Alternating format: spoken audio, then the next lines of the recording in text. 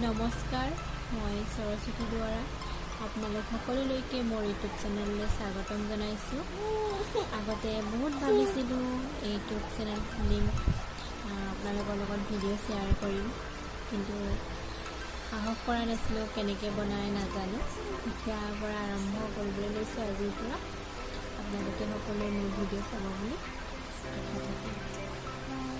সকলোৱে এতিয়াও চাই আছে, তেওঁলোকে যাতে অকণমান মৰম আশীৰ্বাদ কৰিব, মই যাতে ভিডিঅ' বনাই সকলোবোৰৰ আগত শ্বেয়াৰ কৰিব পাৰোঁ, অকণমান আগবাঢ়ি যাব পাৰোঁ। সকলোৱে চাব।